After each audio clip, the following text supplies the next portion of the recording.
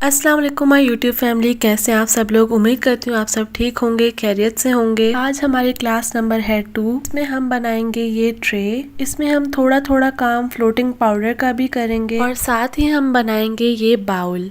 इस बाउल के लिए तो मैं खुद भी पर्सनली बहुत ज़्यादा एक्साइटेड थी क्योंकि ये मैं पहली बार बनाने लगी थी और साथ में मुझे वीडियो भी रिकॉर्ड करनी थी। आज की वीडियो में कोई भी रिपीट स्टेप नहीं होगा, इसलिए अगर आपने अभी तक क्लास 1 नहीं देखी तो पहले जाके क्लास 1 देखाएं। क्लास 1 में हमने सीखा था रेजिन को कैसे मिक्स करना है, विनाइल स्टिकर्स की जगह हम स्टिकर शीट्स को यूज कर सकते हैं और कैसे कम चीजों में हम एक रेजिन प्लेट बना सकते हैं। आज की वीडियो में हम कवर करेंगे रहल, बुकमार्क, ट्रे और बाउल को, और साथ में मैं आपको ये भी बताऊंगी कि क्या हो अगर हमारा मोल्ड रेजिन के साथ स्टिक हो जाए। तो फटाफट से लेके आ जाए अपनी नोटबुक और पेन को और स्टार्ट करते हैं क्लास 2 को।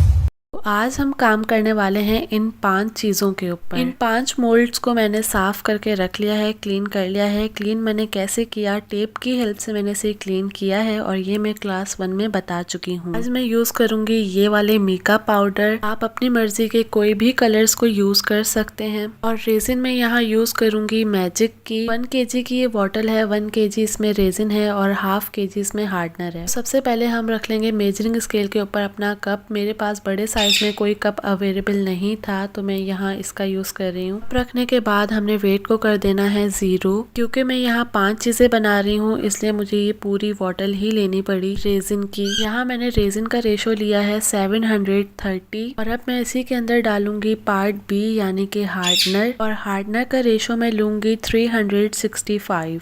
पार्ट ए यानी रेजिन हमने लिया है 730 और पार्ट बी यानी हार्डनर हमने लिया है 365। अब इन दोनों चीजों को हमने बहुत ही तसल्ली के साथ मिक्स करना है। मिक्सिंग मैंने आपको क्लास 1 में डिटेल के साथ बताई हुई है, दोबारा इसलिए नहीं दिखा रही क्योंकि वीडियो लंबी हो जाएगी और मैं नहीं चाहती कि आप लोग का टाइम वेस्ट हो। यहाँ मेरे पास मोल्ड है 16 इंच का जिसका हम बाउल बनाएंगे। सबसे पहले थोड़ी सी रेजिन मैंने इसके अंदर डाल ली है और स्टिक की हेल्प से इसको फैला दूंगी। मैंने अंदाजे से ही बहुत कम अमाउंट रेजिन की इसके अंदर डाली है। आपने भी पहले अपने मोल्ड में थोड़ी सी रेजिन डाल के उसको फैलाना है। अगर आपको फील हो रहा है कि नहीं अभी रेजिन कम है, वो सही जगह से नहीं फैली, कहीं कहीं रेजिन अभी है डलने वाली, तो आप उसमें बाद में थोड़ी सी रेजिन और एक्स्ट्रा ऐड कर सकते हैं। जैसे अभी मैंने की, मुझे यहाँ थोड़ी सी रेजिन कम लग रही थी तो मैंने इसके अंदर थोड़ी सी रेजिन और ऐड कर दी। और अभी देखें रेजिन बिल्कुल परफेक्टली हर जगह फैल चुकी है। अब मैं क्या कर रही हूँ, मैं रेजिन को 3 हिस्सों में डिवाइड कर रही हूँ। आज मेरे बोलने का काम कम है और आपका देख के समझने वाला काम ज्यादा है, तो रेजिन को मैंने अंदाजे के साथ 3 हिस्सों में डिवाइड कर दिया है। ये अंदाजा तो मुझे भी नहीं है कि मैंने किस कप में कितनी रेजिन ली थी, इसलिए मैं कह रही हूँ कि आप जब देखेंगे ना तो आपको खुद अंदाजा हो जाएगा कि आपने कितनी रेजिन लेनी है। यहाँ मैंने 2 कप फुल रेजिन ले ली है और ½ कप रेजिन साइड पे रख दी है। कप के अंदर मैं ऐड करूंगी गोल्डन फॉइल। फॉइल में ज्यादा ही ऐड करूंगी क्योंकि फॉइल का काम ज्यादा है। फॉइल ऐड करने के बाद इसे हम इस तरह से मिक्स कर लेंगे। मेरे पास फॉइल शीट थी इसलिए मुझे मिक्सिंग करने में ज्यादा टाइम लग रहा है। हमने इसको ऐसे मिक्स करना है कि सारी फॉइल रेजिन के अंदर अच्छे से मिक्स हो जाए। अब दूसरी तरफ जो हमने रेजिन रखी हुई थी उसके अंदर मैं ऐड करूंगी मीका पाउडर। मुझे ग्रे कलर का शेड चाहिए इसलिए मैंने ऐड किया है इसके अंदर थोड़ा सा ब्लैक मीका पाउडर और थोड़ा सा ज्यादा व्हाइट मीका पाउडर को आपने सेम ऐसे ही मिक्स करना है जैसे मैं आपके सामने मिक्स कर रही हूँ। अगर आपसे रेजिन की ज्यादा क्वांटिटी में मीका पाउडर मिक्स नहीं हो रहा, आप पहले मीका पाउडर को कम रेजिन की क्वांटिटी में मिक्स करके ज्यादा क्वांटिटी में ऐड कर लें। आपकी मिक्सिंग स्पीड सेम यही होनी चाहिए। मैंने कोई भी पार्ट को क्रॉप नहीं किया और ना ही इसको स्पीड पे लगाया है। ये करने का मकसद सिर्फ यही है कि आपको हर चीज समझ आ जाए कि आपने किस तरह करनी है। रेजिन के हमने 3 हिस्से किए थे, 3 में से 2 पे हमने काम कर लिया। अब जो तीसरा हिस्सा था उसमें से भी हमने थोड़ी सी रेजिन को निकाल के अलग कर लिया है और अब इस तीसरे हिस्से में मैं डाल रही हूँ गोल्डन कलर का मीका पाउडर और इसे भी आपने सेम ऐसे ही मिक्स करना है। यहाँ मुझे ये शेड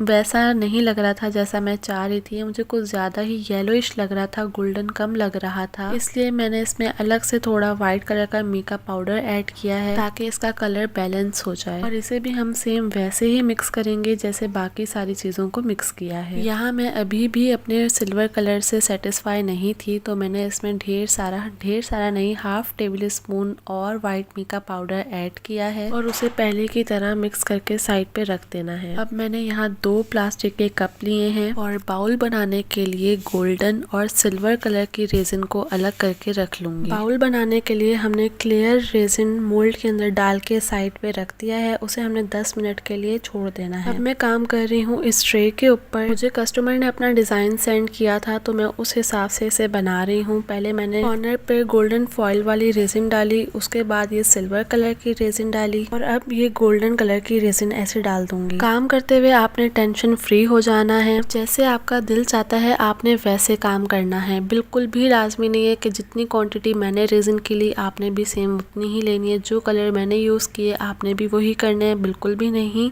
जो आपका दिल चाह रहा है, जैसे चाह रहा है आपने वैसे काम करना है। रेजिन के काम में सबसे इम्पोर्टेंट चीज होती है मिक्सिंग।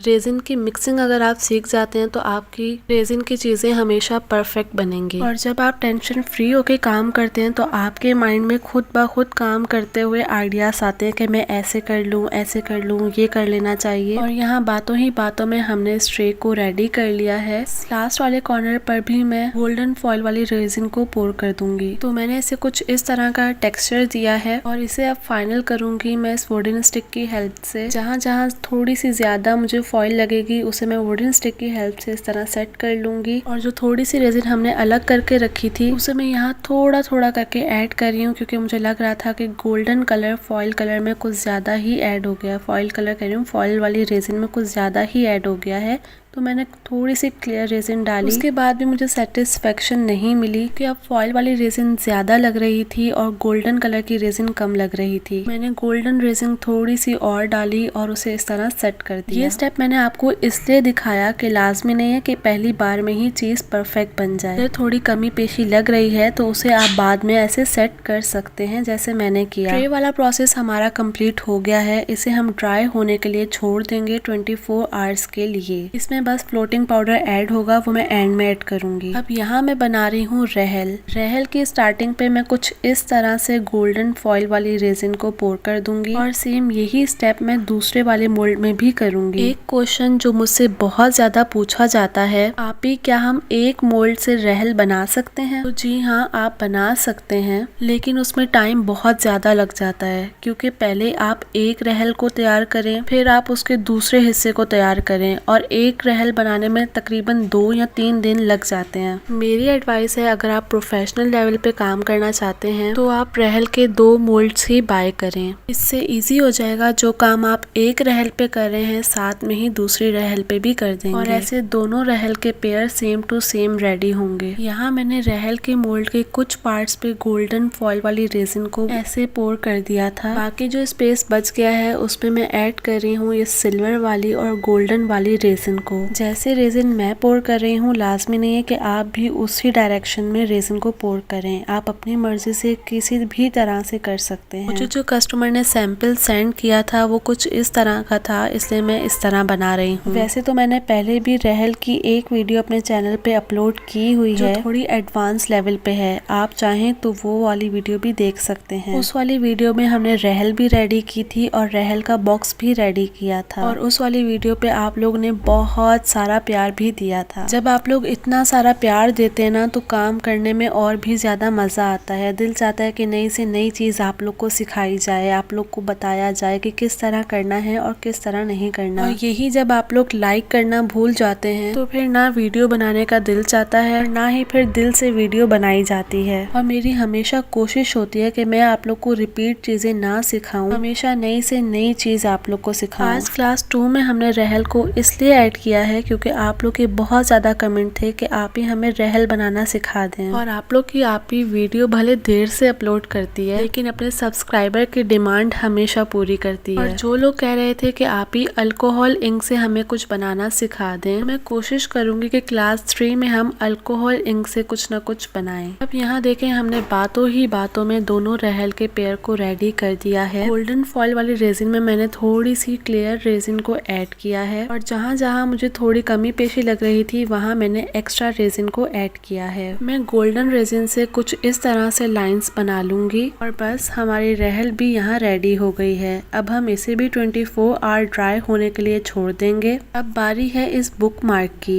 जो थोड़ी सी गोल्डन रेजिन बच गई थी वो मैंने इस तरह बुक मार्क की साइड पे ऐड कर दी है और सेंटर में मैं ऐड करूंगी ये ग्रे वाली रेजिन। सबसे लास्ट में मैं ऐड करूंगी गोल्डन फॉयल वाली रेजिन को और फिर हम इन तीनों चीजों को ड्राई होने के लिए छोड़ देंगे 24 आवर्स के लिए। इसको ड्राई करने से पहले मैं यहाँ यूज कर रही हूँ हीट गन का, ताकि इसमें जितने भी बबल्स हैं वो सारे पॉप अप हो जाएं। हीट गन यूज करने की वजह से जो हमने मीका पाउडर ऐड किया है उसमें बहुत प्यारे इफेक्ट्स निकल के आएंगे। ये बात तो मैं अपनी हर वीडियो में बताती हूँ, अब तक तो आपको याद हो गई होगी। एक सवाल जो मुझसे बहुत ज्यादा पूछा जाता है, क्या हम हीट गन की जगह हेयर ड्रायर यूज कर सकते हैं? तो जवाब है जी नहीं, बिल्कुल भी नहीं। हेयर ड्रायर आप तब यूज कर सकते हैं जब आपने रेजिन के अंदर वेव्स पैदा करनी हो। हीट गन का हम यूज तब करते हैं जब हमें बबल्स को पॉप अप करना होता है। हीट गन की वजह से मीका पाउडर में बहुत अच्छे इफेक्ट्स भी आते हैं। अगर आपके पास हीट गन नहीं है तो आप हीट गन की जगह लाइटर यूज कर सकते हैं। यहाँ बाउल बनाने के लिए जो मैंने क्लियर रेजिन रखी हुई थी पोर करके मोल्ड के अंदर, उस पर भी मैं हीट गन यूज कर रही हूँ ताकि अगर कोई बबल है तो वो पॉप अप हो जाए। अब जो स्टेप्स मैं करने वाली हूँ आपने भी सेम इन्हीं स्टेप्स को फॉलो करना है। बाउल बनाने के लिए हमने पहले क्लियर रेजिन को मोल्ड के अंदर डाला और उसे 10 मिनट के लिए छोड़ दिया। हीट गन का यूज किया कि अगर कोई बबल है तो वो पॉप अप हो जाए। उसके बाद मैं इस ग्रे रेजिन को इसकी साइड्स पे ऐसे पोर कर रही हूँ। अगर कहीं कम कहीं ज्यादा हो जाए तो उसका कोई मसला नहीं है, वो आप बाद में ठीक कर सकते हैं। फॉइल वाली रेजिन मेरी थोड़ी सी बच गई थी, उसके अंदर मैंने थोड़ी सी और फॉइल को ऐड किया है और उसे मिक्स कर लिया। इस वाली रेजिन को हमने थोड़ा थिक ही रखना है। उसके बाद ऐसे वुडन स्टिक की हेल्प से हम मोल्ड के सेंटर में इसे रख देंगे। मैंने अंदाजे के साथ ही रख दिया था, आप चाहें तो मेजर करके रख सकते हैं। अब जिन कप में हमने गोल्डन और सिल्वर कलर की रेजिन को अलग करके रखा था उसमें से मैं यूज कर रही हूँ ये सिल्वर वाली रेजिन। कप की नोक बना के आपने मेक श्योर कर लेना है कि वो बिल्कुल स्मूथ तरीके से निकले। उसकी नोक बनाने के बाद हम इस तरह रेजिन को फ्लावर के पैटर्न में ड्रॉ करेंगे, पोर करेंगे। अगर तो आपकी ड्राइंग अच्छी है तो आप बहुत अच्छा फ्लावर बना लेंगे और अगर आप ड्राइंग में अच्छे नहीं भी हैं तो मुझे इतनी उम्मीद है कि आप मुझसे अच्छा ही फ्लावर पोर करके बना लेंगे। मैंने कुछ इस तरह से इस फ्लावर को बना लिया है।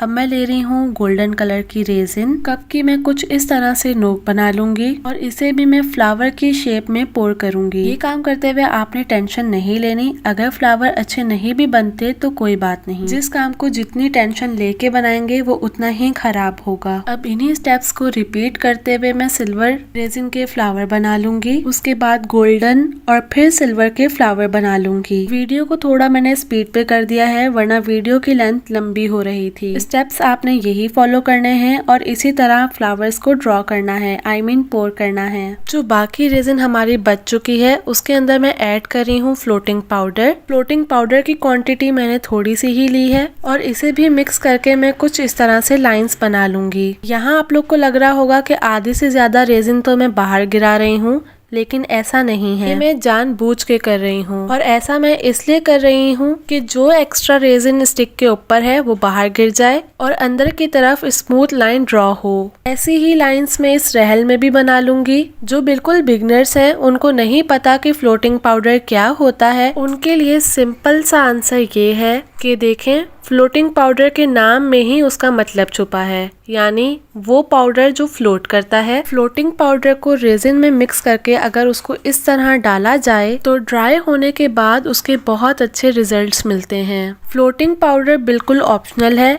आप चाहते हैं तो ऐड करें वरना स्किप भी कर सकते हैं। इस ट्रे में मुझे अभी भी थोड़ी सी कमी लग रही थी, इसलिए गोल्डन फ्लेक्स के पास मैंने सिल्वर फ्लोटिंग पाउडर को कुछ इस तरह ऐड कर दिया। सिल्वर फ्लोटिंग पाउडर ऐड करने के बाद भी मुझे सेटिस्फेक्शन नहीं मिल रही थी, तो मैंने यहाँ गोल्डन कलर की रेजिन को थोड़ा और ऐड कर दिया, क्योंकि मुझे लग रहा था कि ये सिल्वर में कुछ ज्यादा ही मिक्स हो रहा है। जितनी देर में मैं ये सारे काम कर रही थी उतनी देर में हमारे फ्लावर रेजिन में मिक्स होके कुछ ऐसे लग रहे थे। हमने बाकी सारे मोल्ड्स को तो 24 आवर ड्राई होने के लिए छोड़ दिया है, लेकिन इस वाले मोल्ड को हम 60 to 70% ड्राई करेंगे। अब जो मैं स्टेप कर रही हूँ वो बहुत इंपॉर्टेंट स्टेप है। अपने टूथपिक या शास्लिक स्टिक की हेल्प से कुछ इस तरह करना है जैसे मैं कर रही हूँ, लेकिन आपने इस बात का ख्याल रखना है कि स्टिक आपने सिर्फ ऊपर ऊपर चलानी है, बिल्कुल अंदर नहीं डालनी। बहुत ही सॉफ्ट हैंड से आपने ये काम करना है और बस रेजिन के ऊपर ऊपर से आपने इस तरह करना है जैसे मैं कर रही हूँ।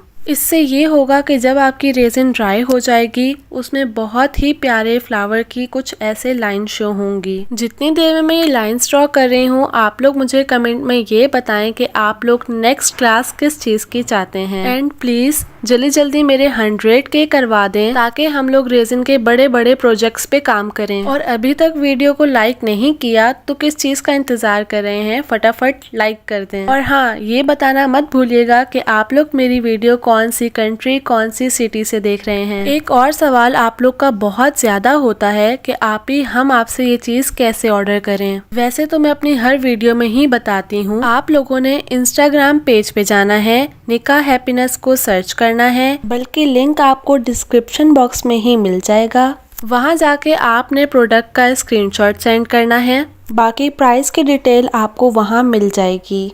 एक और बात, जो पेज मैंने आप लोग के लिए बनाया था हैप्पीनेस आर्ट स्टोर, जहाँ से आप लोग रेजिन मटेरियल ऑर्डर कर सकते थे, वहाँ पे अब हम कोई भी ऑर्डर नहीं ले रहे। रेजिन से रिलेटेड आपका कोई भी क्वेश्चन है तो कमेंट बॉक्स में मुझे जरूर बताइएगा। इस बाउल को अब तक 2 घंटे हो गए हैं लेकिन ये अभी भी ड्राई नहीं हुआ। हमने इसे इतना ड्राई करना है कि ये इजीली डीमोल्ड हो जाए। और जो स्टिक से हमने फ्लावर्स की लाइन बनाई थी उसकी वजह से देखें कितने प्यारे इफेक्ट्स आ रहे हैं। और यहाँ मानो ने रेजिन बॉक्स में ही अपना क्यूट सा घर बना लिया। एक और इम्पोर्टेंट स्टेप जो हमने रहल और ट्रे में भी करना है वो ये है कि स्टिक की हेल्प से हम रहल के अंदर भी कुछ इस तरह से लाइंस बना लेंगे। लेकिन यहाँ एक बात का ख्याल रखना है कि जैसे मैं ग्रे कलर की रेजिन में स्टिक को यूज कर रही हूँ तो उसे साफ करके मैं गोल्डन कलर की रेजिन में यूज करूंगी।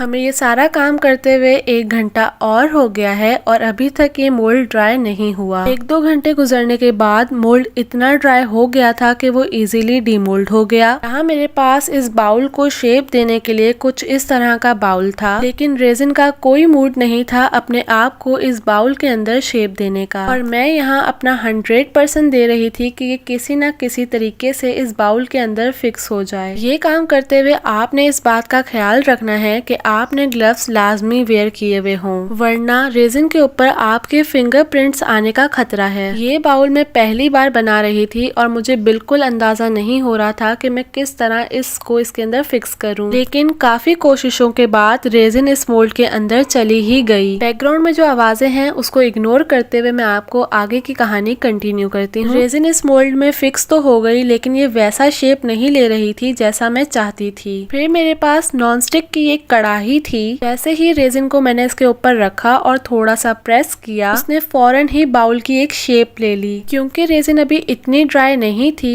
इसलिए मैंने उसे थोड़ा सा ऐसे प्रेस करके बाउल की कंप्लीट शेप दे दी। और सच बता रही हूँ ये काम करते हुए मुझे इतना कोई मजा आया। मेरे मोल्ड का साइज 16 इंच था जो इस कढ़ाई के अंदर बिल्कुल फिक्स आ गया। और आपके सामने है जहाँ से थोड़ा थोड़ा उठा हुआ है वहाँ मैं इसे फिंगर की हेल्प से इस तरह प्रेस कर रही हूँ ताकि ये कंप्लीट परफेक्टली एक गोल शेप ले ले, मतलब बाउल की शेप ले ले। और हाँ, अगर आप लोग को ऐसा कोई डाउट आ रहा है कि रेजिन हमारी कढ़ाई के साथ स्टिक ना हो जाए, तो आप रेजिन कढ़ाई में ऐड करने से पहले थोड़ी सी वैसलीन कढ़ाई पे लगा लें और फिर मोल्ड को उसके अंदर डाल दें। मैं इन सारी चीज़ों को 24 आवर ड्राई होने के लिए छोड़ दूंगी। 24 आवर हो चुके हैं और हमारी रेजिन अच्छी तरह से ड्राई हो चुकी है। ड्राई होने के बाद मैंने इसके ऊपर स्टिकर्स लगा लिए। स्टिकर कैसे लगाते हैं ये सारा कुछ डिटेल में मैं आपको क्लास 1 में बता चुकी हूँ, और ये हैंडल कैसे लगाते हैं ये भी मैं आपको बता चुकी हूँ। हैंडल को आपने पहले ग्लू गन से स्टिक करना है, उसके बाद इसके ऊपर रेजिन को पोर करना है। एक क्वेश्चन जो क्लास 1 में आप लोग ने बहुत ज्यादा पूछा